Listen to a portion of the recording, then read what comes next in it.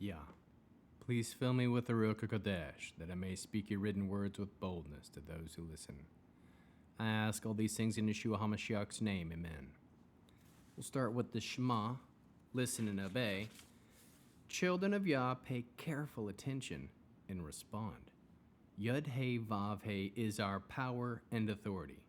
Yahweh works in unity with himself, and you shall act upon your love to Yahweh with your power and authority, with your thoughts in mind, with your entire body, and with all the muchness that you have. Ephesians 4. Therefore I, the prisoner, united with the Lord, beg you to lead a life worthy of the calling to which you have been called.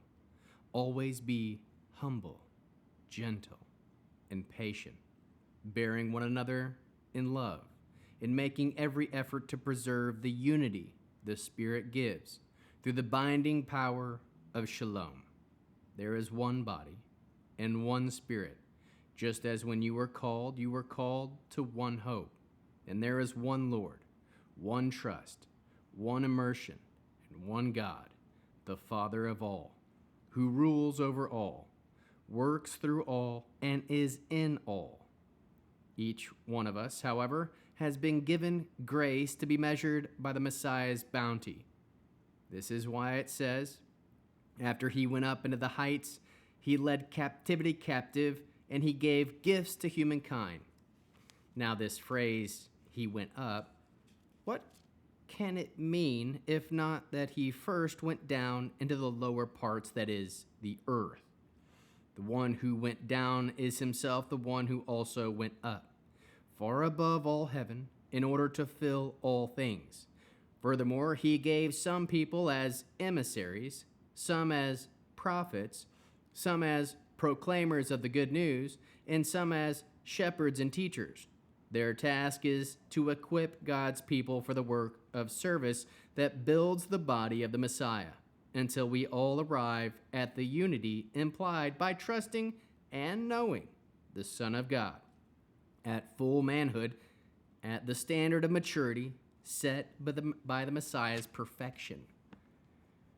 We will then no longer be infants, tossed about by the waves and blown along by every wind of teaching, at the mercy of people clever in devising ways to deceive. Instead, speaking the truth in love, we will in every respect grow up into him who is the head and the Messiah. Under his control, the whole body is being fitted and held together by the support of every joint, with every part working to fulfill its function. This is how the body grows and builds itself up in love. Therefore I say this, indeed, in union with the Lord, I insist on it. Do not live any longer as the pagans live, with their sterile ways of thinking. Their intelligence has been shrouded in darkness, and they are estranged from the life of God because of the ignorance in them, which in turn comes from resisting God's will. They have lost all feeling, so they have abandoned themselves to sensuality, practicing any kind of impurity and always greedy for more. But this is not the lesson you learned from the Messiah. If you really listened to him and were instructed about him, then you learn that since what is in Yeshua is truth, then so far as your former way of life is concerned, you must strip off your old nature, because your old nature is thoroughly rotted by its deceptive desires, and you must let your spirits and minds keep being renewed and clothe yourself with a new nature created to be godly, which expresses itself in the righteousness and holiness that flow from the truth. Therefore, stripping off falsehood, let everyone speak truth with his neighbor, because we are intimately related to each other as parts of a body.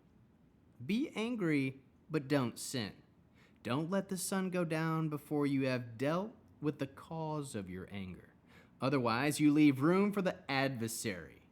The thief must stop stealing. Instead, he should make an honest living by his own efforts. This way, he will be able to share with those in need. Let no harmful language come from your mouth, only good words that are helpful in meeting the need, words that will benefit those who hear them. Don't cause grief to God's Ruach HaKodesh, for he has stamped you as his property until the day of his final redemption. Get rid of all bitterness, rage, anger, violent assertiveness, and slander, along with all spitefulness. Instead, be kind to each other, tender-hearted, and forgive each other, just as in the Messiah God has also forgiven you. Shaul pulls a few times from the Tanakh. Let's see, this first one here is from Psalms 68:19 or verse 18, depending on your translation. It reads here, after he went up into the heights and he led captivity captive, and he gave gifts to mankind. He went up, went above, went up, he gave. Psalm 68:19. Let's turn there.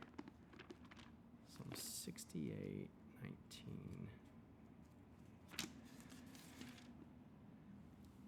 After he went up into the heights, you led captivity captive. You took gifts among mankind, yes, even among the rebels, so that Yah, God, might live there. Ooh, I like that one. Amen. Next, let everyone speak truth with his neighbor. That is from Zechariah 8:16. Zechariah 8:16. There's Zephaniah, and there's Zechariah. 16. Right here. These are the things you are to do. Speak the truth to each other in your courts. Administer justice that is true, conducive to peace. Amen. Lastly, be angry, but don't sin. Psalm 4, verse 5, or verse 4, depending on your translation. All the way back in the beginning of Psalms.